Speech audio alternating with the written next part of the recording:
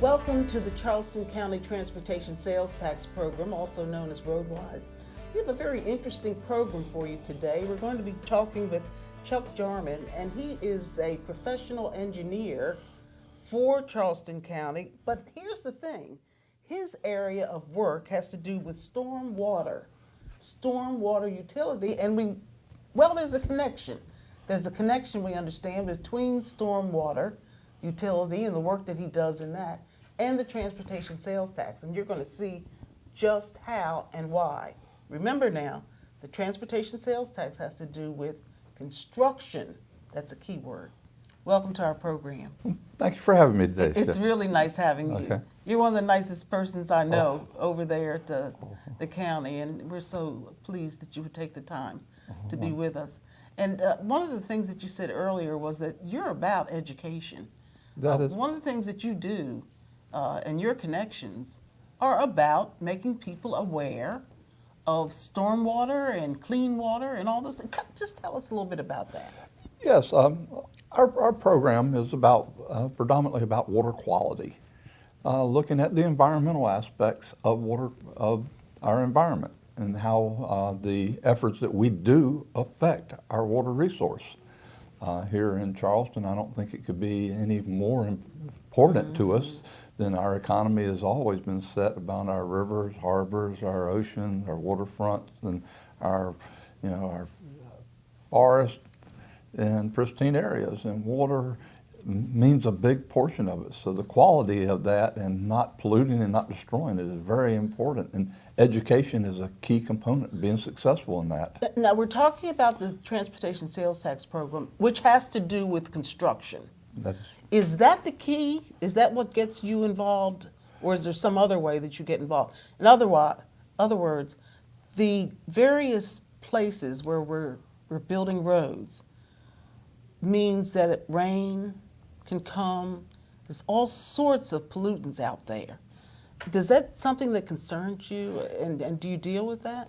Yes, it's one of the major identified elements of our program is construction, site runoff, and then what we call post-construction is after it's built. Does it clean up and does it cause damage to our environment? During the construction, we look at permitting it to ensure that during the construction phases, when all the grass is off of the things, that it's not causing pollutants, that you don't have spills, or there's a mechanism to contain them, and you've addressed those issues in construction. So it's a very, very important portion. Would you consider yourself and your team that works with you inspectors of sorts when it comes to construction and road construction, especially all of the roads and bridges and intersections that we're building with the transportation sales tax? Are you there to make sure that those areas are clean and that the water that comes from them don't turn out to be pollutants to the rest of the soil? Very much so. Area? Very much so. We have two full-time construction inspectors that during our permitting process, we require during the development of the plans, the designers to address how they are going to control construction from the construction site. We review their plans of how they do those, and then during construction, we monitor to make sure that they're complying, the contractors are complying with the plans as they were developed. We actually try to put an inspector on every job site once a month. You know, maybe this doesn't make a whole lot of sense, but I'm just wondering, is this a part of the design, stormwater control, the way that one allows the stormwater or the water to flow from the contract area? Is that a big part of what you do? Is that?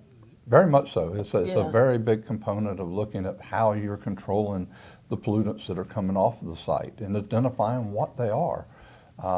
Different types of pollutants come off of different types of sites. A road has a different issue of pollutants than, say, a grassed area. Some of the pollutants are nutrients, over-fertilizing. Fertilizers can become, if you put too much fertilizer and it rains, they wash into our waterways and they can cause nutrient levels to go high and have fish kills and things along those lines. So you address those issues different than you do, say, runoff from a road, a hard road surface. Well, this seems like a very necessary function with regards to building roads and all the work that we do under the transportation sales tax. If you didn't do it, if there wasn't a team of you doing this, who would do it? The program actually is that we are administering right now is an offshoot of the Clean Water Act from 1972. Was actually when the Clean Water Act became in a very complicated process, but it had a very simple objective to make all waters fishable and swimmable. Was the county responsible then to come into compliance with that act? At that time, no. It started out, the federal government went after large industries along those lines and went through those, and then as they found, got experience in it, they started looking at local governments. As local governments got involved, they started with the larger municipalities and then have scaled down to smaller governments. In 2003, the county was designated to start addressing the issue by the federal government. And we started looking at the program at that point in time as being required to comply with elements of the program. Now, there's 46 counties in South Carolina. Do all of them comply with the Clean Water Act? Do you know? It was determined by population density off of census information, not necessarily each county. They had identified various cities and various counties with larger populations, keying on where the urbanized area where it was more problematic. What is the National Pollutant Discharge Elimination System? That's a big one. Yeah, the acronym NPDES is the kind of the acronym for that, and that is just a fancy way for saying the Clean Water Act. It's actually looking at a program to eliminate pollution discharges. And that was the mandate that we were working under, is actually a permitted issue that we were permitted through the State Department of Health and Environmental Control, that we actually had to have a permit to operate our stormwater system. I'm going to ask you when we come back from the break how you and your colleagues from different places around South Carolina and probably the nation. So this applies to the nation, does it not? Very much so. I would think. Well, we want to find out how you spread the word about this and how people are being educated on this kind of issue. And we'll do that in just a moment. Hey, Charleston County, let's recycle. Charleston County makes it easy. Recycling glass, aluminum cans, steel and aerosol cans, plastics 1 to 7. We recycle them all. And don't forget paper. If it tears, recycle it. Even cardboard. Recycle at work, at home, and at play. So whether you're using the 2 curbside bin system and separating or the all-in-one roll cart system, keep recycling. Brought to you by Charleston County Environmental Management. Welcome back to our program. It's the Transportation Sales Tax Program, and we bring this program to you on a monthly basis and sometimes several times during the month. We want to remind you of the fact that in 2004, the residents of our county, about 60% or more, decided that we needed to have a transportation sales tax so that we could improve our roads and our bridges and our intersections and all those things that are important for our movement about the community. So this has been in for a while, and we have a lot of interesting people who've appeared on this program to talk about what they do in support of the transportation sales tax. It goes further, a lot further than just building roads, not just, but building roads and bridges and the like. I'm talking with Chuck Jarman. He is a professional engineer, and he's with Charleston County. He's in charge of stormwater utility. He has a staff of about 10 people, and he tries to figure out ways to keep the water flowing from construction sites and any other places, keep them clean to the point where humans are not being poisoned or that we're not having problems with the water coming from these sites. What are you doing to educate us? And then I want to know about your relationship with other communities. I know that other communities, the small ones, the small towns, et cetera, they're involved too. So education. Education is a very, very important element of our program. It's actually mandated. It's so important it was actually we are mandated to do an educational program. In order to do that and to do it effectively, we've joined together with the partner with Clemson University, a program called Carolina Clear, and with a lot of the other local municipalities throughout the Tri-County region, and we've actually created a stormwater education consortium. It's named this Ashley Cooper Stormwater Education Consortium. We have a website. We've partnered with a lot of environmental groups throughout the low country, and we share ideas. We meet on a regular basis, and our prime focus is how do we educate people of what the issues are, what are the importance, how do you solve the issues of stormwater. Stormwater, the pollutants are in all kinds of different things. Pet waste can be a problem, just picking up after your pets. Restaurants, cleaning out and washing car washes. And what's the correct way? Don't just wash the soaps and detergents down the storm drains. So there's a gamut of pollutants into there. So the education, letting people don't even realize that these are problematic. And so we grouped together to go at this from all kinds of aspects. So this goes beyond the transportation sales tax projects. Yes. I mean, it's all over the place, it seems. Wherever there's water, there may be a chuck. There might be. And your partners. That's it. And I know that education is important to you. You even talked about going to career days and teaching young people about this. How important is that to you? Very much. I think that's the key. We look at compliance being our friend, and taking pollutants out of the water is very, very difficult. So what's the best way is not to get them into the water, and the best way to accomplish that is to educate the people not to pollute and what is a pollution and how not to do that. And it's easy when you think about it. If you're on a construction site, you're going to a construction site, and we had rain the night before, let's say, and there's water running. And it may contain something that's being used to put that particular piece of the bridge or the piece of the highway or what have you together. What do you do? Well, generally those sites are designed. You see, now we see all the sites. We always see this fencing that goes up along all the sites before a construction site starts. We see that they have all different color little fence that's laid up onto there. Those are filters.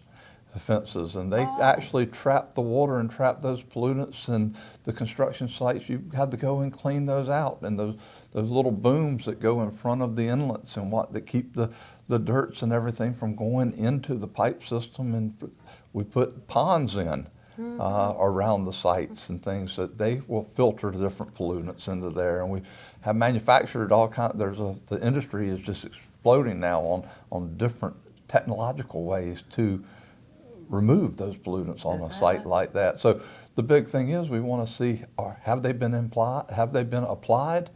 Are they being maintained properly? They're just, pollution is one of we look at these things they're like a garbage can. They collect the pollutants, but you didn't take it out of the stream until you dumped the garbage can. So you've got to do the maintenance too. So usually the design does that, and we're ensuring that they're being maintained through the course of construction. Wow, that's very interesting. I know that also the city and, the county of Charleston is accredited. And by whom? Yeah, this year we went through an extensive evaluation process from the American Public Works Association. We were able to obtain accreditation. We were the 83rd entity within the country to be accredited as a public works department into there with our efforts. We're very proud of our stormwater. We succeeded, and we actually had one of the elements was put forward as a goal element of our assessment and analyzing of our open drainage system, ditches and that was a model practice that was put forth from APWA. So we're very proud of that accreditation. That's a great idea, and certainly you're to be congratulated, Charleston County. And I know that you're pulling along several other small towns that don't have the money to do what's necessary to become accredited and stay accredited and take care of these kinds of problems in their particular areas. How do you pull all those folks together? That's been a very interesting process. In the permitting process, there was a number of small entities throughout the Charleston area that were mandated to develop this program, and were small entities and they asked the county, would we assist them? Those agencies are the Isle of Palms, Sullivan's Island, Folly Beach, the town of James Island, and the town of Lincolnville. And we entered into intergovernmental agreements so that we would have been able to administer their programs, because they did not have the staff of professional engineers and surveyors and what to do the elements that we do the programs for them. And we work real closely with their staffs and been very successful in staying in compliance. We've passed all of our audits from DHEC onto there, and we've just been a very successful program. Before we close this program, I do want the public to know that you've been at this for a long time. How long have you been involved in this kind of work as a professional engineer, or before you even got that title? I've been practicing engineering for over 30 years. I'll leave it there, and predominantly have been involved in some aspect of stormwater for that majority of that period of time. I'm very proud. It's been a very rewarding career, and looking at the environment and our ability to protect the environment. Well, you just took the last question I had. Are you satisfied with the progress that's being made? And it's apparent to me that you are, and your office is as well. We are, but we've still got a long ways to go. We certainly do. We've got more work ahead of us. And we're glad that you're there doing it. Well, thank you very much. I've been talking with Chuck Jarman, and he is a professional engineer for Charleston County, and he works in the area of stormwater. And he certainly has opened our eyes as to how the public is being educated and the opportunities that he has and we have to make sure that the water that's flowing from construction sites and other places are as clean as we can get them, at least not harmful. I hope that you'll join us for our program again next time. This has been the program of the year. It's the end of the year almost. How about that? We hope that you'll join us soon. Happy holiday to all of you, you and yours. We'll see you then. I'm Cheryl Harleston. For more information about the Charleston County Transportation Sales Tax Program and specific information on the road construction improvement projects, visit us on our web at roads.charlestoncounty.org. Also, connect with us on Facebook and Twitter at CC Roadwise.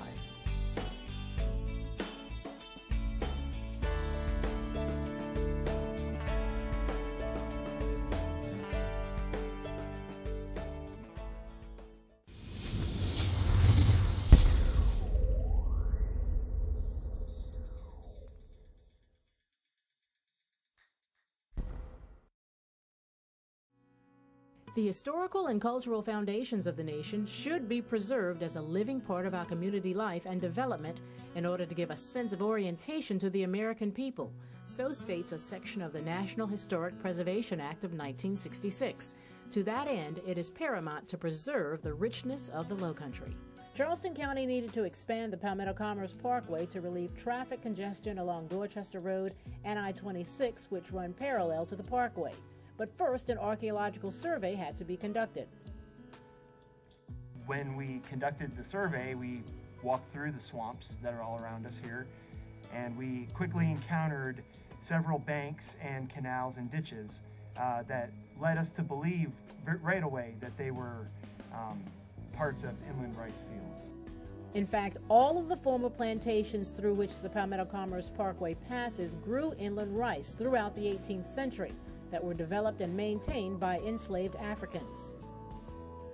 Due to this mitigation project, we were able to cut into the banks to study the internal composition of them, the way they were built and constructed. So we're actually learning about the technology involved in the building of these embankments. Charleston County worked with the South Carolina Department of Archives and History to develop a plan to document and protect these important historical features. To further educate the local community about the importance of rice and the enslaved Africans whose struggles made it possible, Charleston County has developed a traveling trunk program. The Inland Rice Fields Traveling Trunk Program is an interactive, hands-on educational tool geared towards elementary and middle school students. The program includes lesson plans, classroom activities, replica artifacts, and historical items.